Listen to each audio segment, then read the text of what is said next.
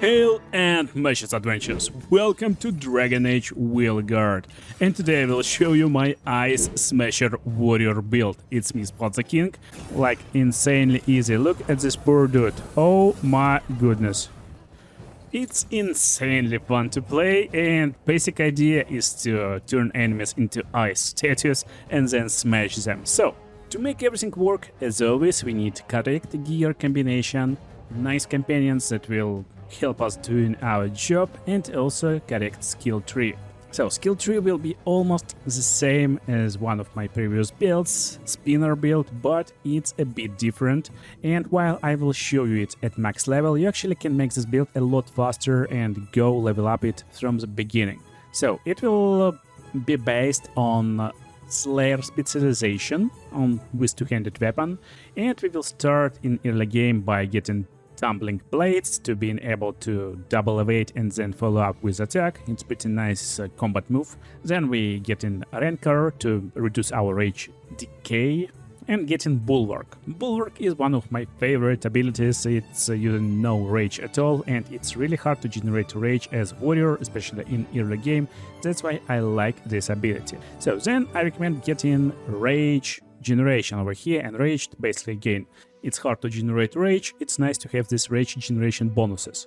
But then we switch over here and going straight to Slayer. Stagger from abilities plus 20%, keeping ability of each damage type, increase ability damage by 20%, and while we're not using this, actually we can switch one of the physical abilities. For example, we will get Heroic Leap later for something like Fury of the Forge, and you will have increased ability damage, but this 20% won't actually give us a lot of stuff, and we're not benefiting from this a lot.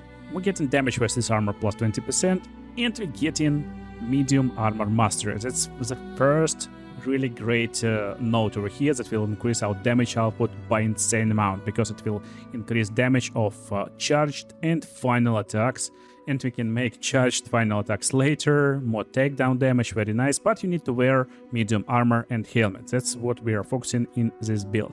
Then we get in more charged attack damage over here, and Slayer specialization will be locked behind level 20. So while we're still aiming for Slayer specialization, we're getting this Flames of Victory, gaining flaming weapons on takedown, and generating more staggering process on enemies while we have flaming weapons.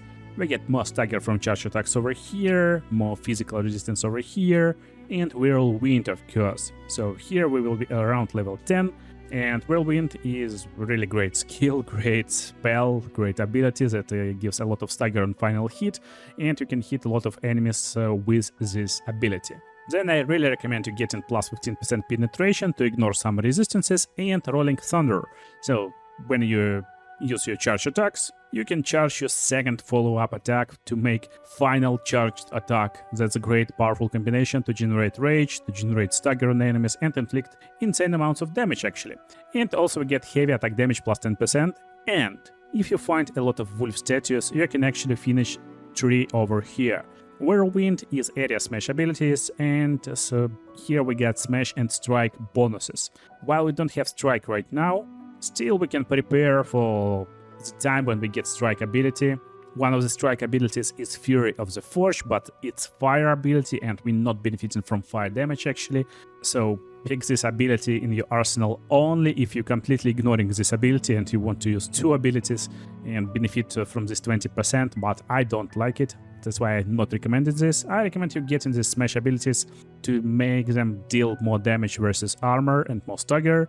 Also upgrading strike abilities to inflict more damage based on our weak point damage. Strike abilities to replenish some rage when you defeat enemies with them. And also smash abilities upgrade that will reduce enemies' defense. That's the best note over here. And from this point of the game you should be able to reach level 20 or so.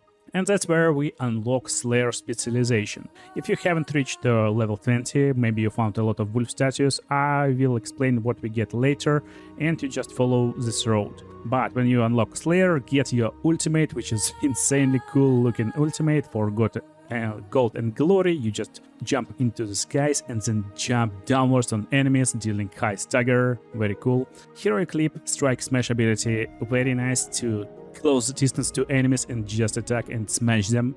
And also notes over here, physical damage plus 10% to increase our damage of course, and upgrade to strike abilities. Hitting enemy with strike ability grants precision. This means your next charged attack will be critical, so you strike an enemy with heroic leap and then you charge in your buffed physical damage, charged final attack, basically like whatever attack, and it will be critical for even more damage.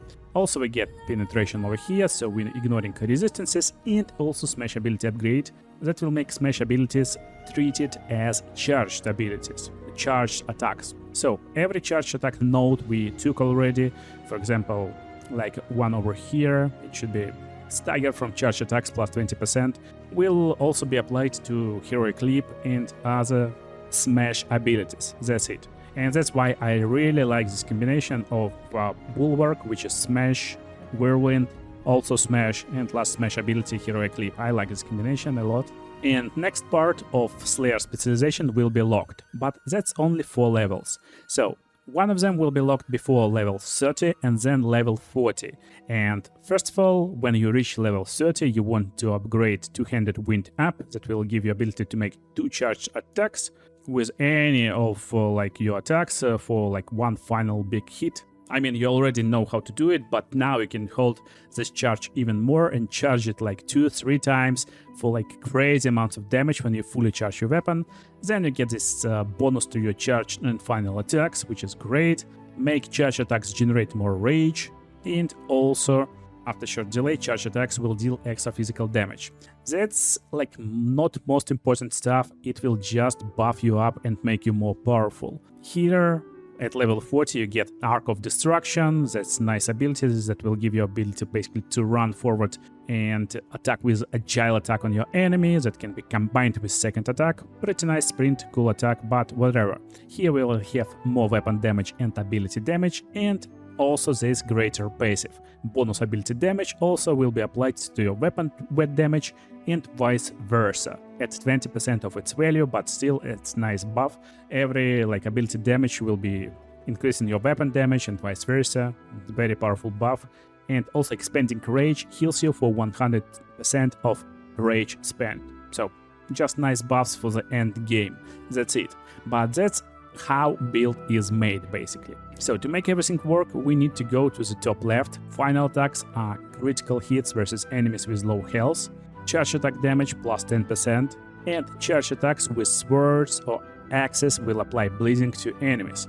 Charge attacks with mauls will deal extra damage versus bleeding enemies, and maximum rage plus 50 over here, maximum bleeding stacks plus 1 over here, and strike abilities will apply affliction aligned with ability damage type. So what does it mean? Basically over here we got some bleeding stacks buffs, and we will deal extra damage against bleeding enemies, and also strike abilities will apply affliction, and affliction based on damage type. For example, for heroic leap it will be bleeding because it's physical ability, and when we jump on enemy we will apply bleeding, but extra damage will be applied to bleed enemies only with mauls and shields. But with axes we will apply bleeding. So when you use your charge attack you will apply bleeding. That's basically where the build is finally ready, and it will be ready around level 20, level 30. Then you can get a Guardian Reprieve to increase takedown damage, stagger from weapon attacks plus 20%, get one more skill because this skill will give you more ability damage, and then get Decisive Finish for more charge attack damage and final attack damage, and also Slice Strike. Charge and final attacks will deal more damage to enemies suffering from affliction, for example from bleeding that we can apply with our axe. And then we're going to another way from Slayer specialization through the outer circle. In skill tree we get in Blunt Forge over here, enemies are knocked down when their armor breaks, and also getting basically everything you see over here. So we got damage versus armor plus 20%, and that's again pretty much like late game-ish stuff, but still we get Deadly Ground, we get maximum rage plus 50, and your rage no longer decays below 50, advantage duration plus 20%, and upgrade to duration abilities to last longer. Also damage versus barrier plus 20%, and upgrade to duration abilities to grant immovable, so you can charge attacks. Very nice and useful with Spectral Bulwark, of course. So you cast this stuff, it's a duration ability, and you won't be interrupted when you're charging your damage attacks. Upgrade to smash abilities to grant you enhanced damage when you smash enemies' armor or barrier. More necrosis stacks over here, necrotic damage, and also gain enhanced damage on critical hit. Upgrade to duration abilities to add 1 stack of all active afflictions on the target, critical damage plus 10%, and also effects of smash abilities will cover greater distance.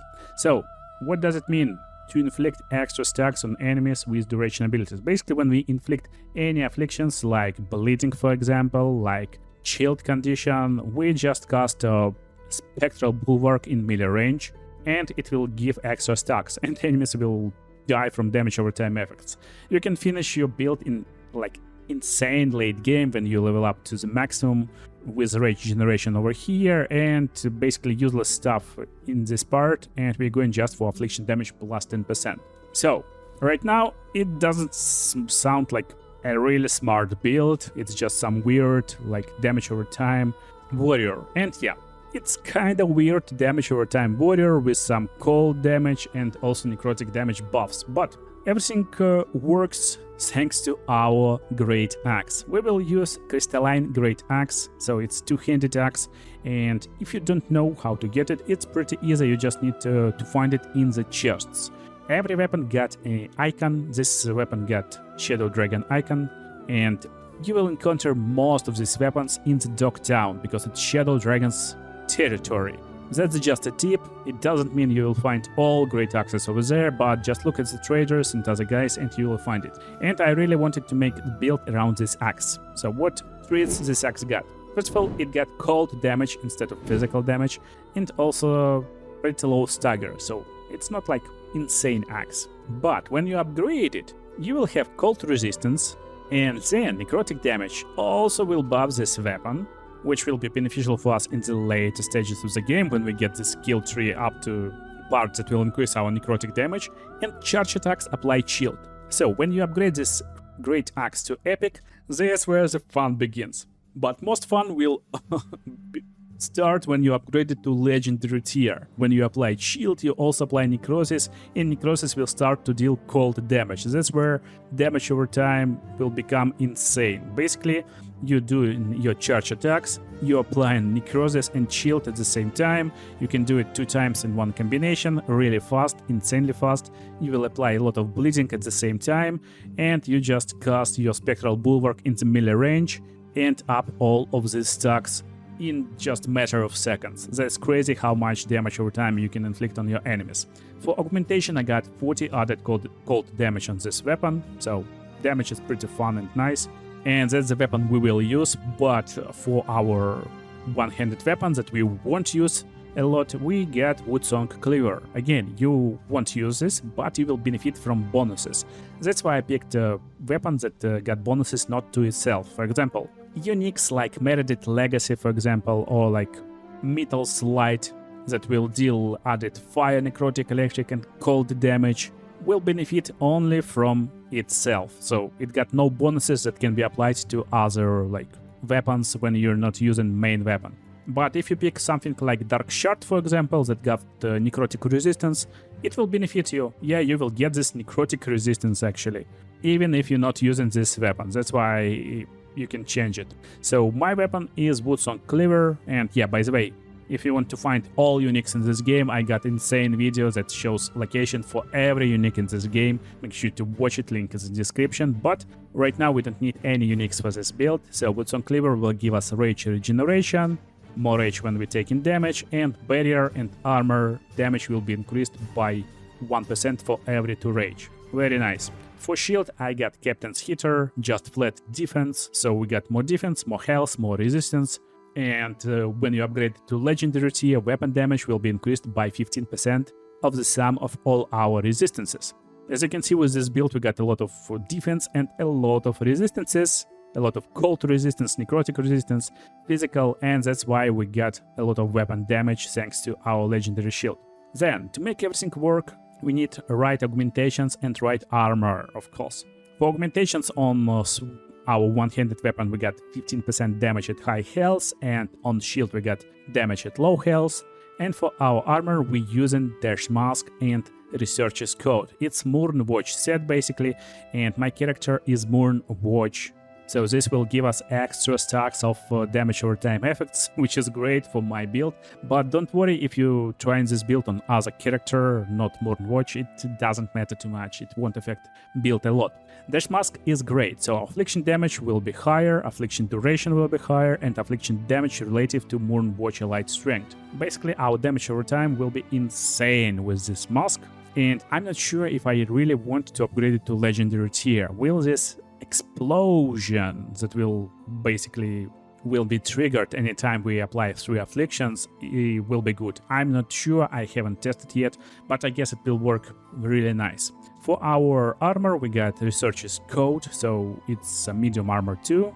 We got more damage at low health, but I really like this armor because it's not only medium armor, which we need for our buffs, it got Leech, 5% of your damage as health, which is great. So, idea of this build, basically we apply a lot of afflictions on enemies, they will deal a lot of damage, they will be ice cold, slowed down, and at the same time we can run around, deal damage with damage over time effects and leech this damage, so we are basically unkillable with insane defense, insane damage and insane leech.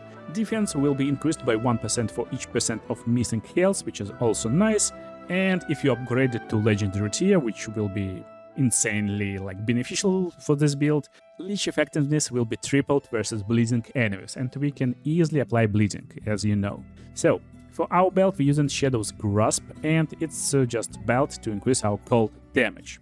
Then we got All Mother Corpse Amulet, which is amulet to increase smash ability damage, make more armor damage from smash abilities, gain rage when using smash abilities versus armor or barrier, and when you upgrade it to legendary it can be very cool because we can easily get flaming weapons, and flaming weapons damage will be added to our smash abilities. Then we get Band of Smoke Legendary Ring. It's a cold damage ring, so basically we get more cold damage, more cold resistance, cold ability damage versus health, and 50% of other bonuses will give us cold damage bonus. Very nice. I get augmentation to apply shocked on ability critical. I think it's fun, but you can use whatever augmentation you like.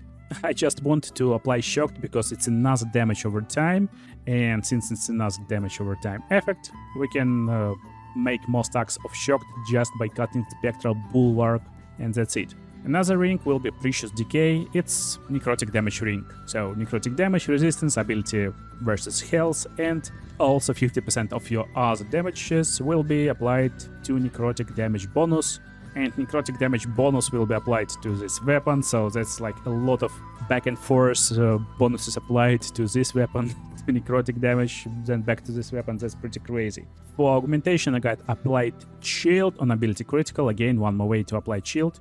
And yeah, for augmentations on my armor I got 250 health on Dash Mask and 10% health on my coat, so I just got more health.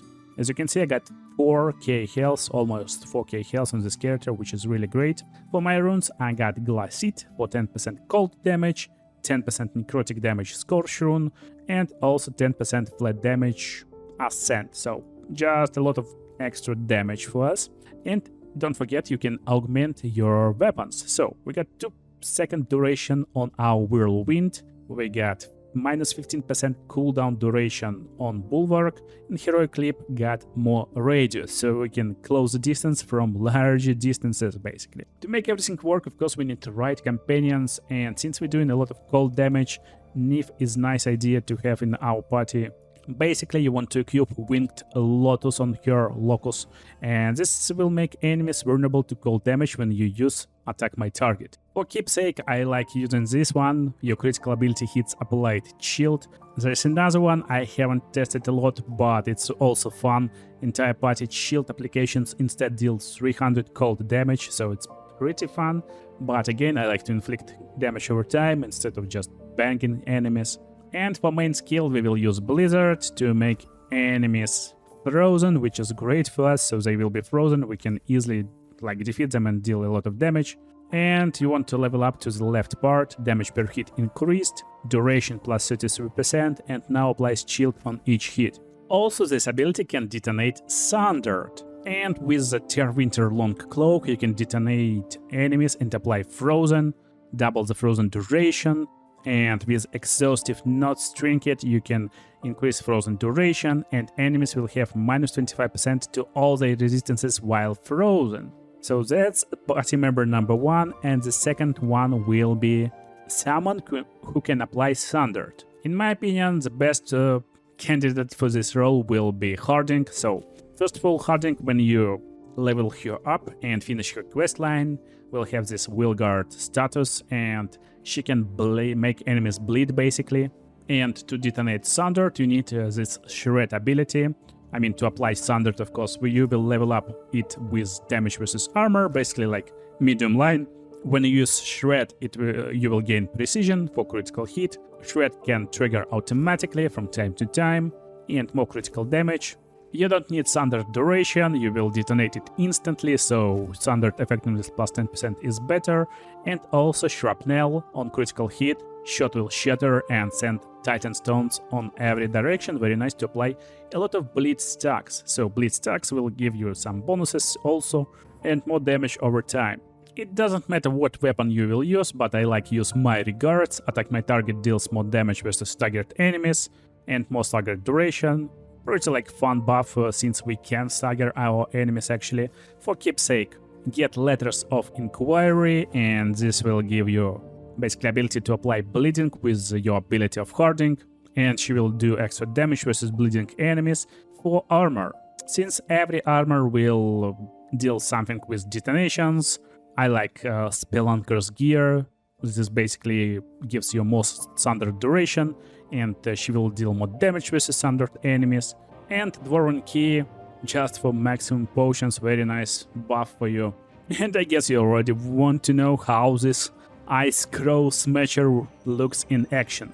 So first of all, it's nice to get enemies into one place or like closer to each other. That's why I'm running towards mages for now, and still I don't have any like rage. So that's basically how we start. We want to make a combination. First of all, we want to cast our Shred to sunder our enemies, and also Icebreaker to detonate Sundered. So that's how it will look like. They will be detonated and will be frozen around. So he is frozen right now. And we can make charged attack. It will be charged light attack for now, but we can definitely make charged heavy. And as you can see, we instantly get in 3 stacks. 3 stacks of 2 afflictions, bleeding and another affliction. When we come in close, we can cast Bulwark and will deal extra afflictions. They will be chilled, and also they can be frozen really fast. So basically we will run around and make them slow down, chilled and broken. Apply bleeding. We can definitely do this stuff in the middle of the fight from time to time, but most of the time we want to fight like this. So basically we're picking our enemy, we jump in with this skill to close down distance, we're making our charge attack, and after charge attack we just starting to spin. That's charged light attack. To apply some afflictions, we can use potions in the middle of fight to apply shield, but most of the time just charge your weapon. Like max charge is the best charge, and you will destroy enemies like this. I mean, this build doesn't have like best damage among them all. Definitely, it's not like the highest damage you will find, but just look how enemies being destroyed by our charge attack. That's like the stuff to actually like enjoy. I don't know, they have been destroyed. So funny. And the coolest part, of course, the coolest part is when we have some rage to actually deal some like stuff and damage. So this enemy is vulnerable to necrotic damage, resistant to lightning damage, but we are using cold damage as our main. Let's first of all detonate him, and I will explain how to deal with enemies like this, who is very tanky and we don't have any like stuff to deal with them normally. So first of all, he is frozen, and that's really funny. Now we will deal some bleeding, so that's a nice stuff. Also, while he's suffering from afflictions, don't forget to use Bulwark, and Bulwark will increase afflictions on him. But To actually make him vulnerable to cold damage, all you need to do is to ask Neve to attack this target. So we ask him to attack this target, he will become cold vulnerable, and now we can make our charge attack while he's vulnerable to cold damage. And that's especially useful against resistant enemies. For example, this guy is resistant to cold damage, and we will do like low amount of damage to him, right? Yeah, wrong of course. So look, Neve attacks our target and he will become vulnerable to cold damage. That's basically how it works. So he is bleeding, we're charging our attack, making light charge attack to apply some stacks of shield, increasing the stacks, and look, damage over time. It's taking him, it's taking his soul, and he is done basically. Again, closing distance, charging sword, charging axe, doing some damage over time effects, and doing this once again. That's basically how you play with this build, and this build just demolish all enemies like insanely easy. Look at this poor dude. Oh my goodness. Oh jeez, that's so hard. Oh my goodness. So basically jump left and right, and that's how you easily destroy your poor enemies like that. I want to actually like freeze him. Let's freeze him completely. Oh jeez. So he's trying, but he's frozen, and I guess he's done. Really fun build to play. I hope you enjoyed it, and you will have blast playing it in Dragon Age Veilguard. Watch other cool videos on the screen right now, and see you there.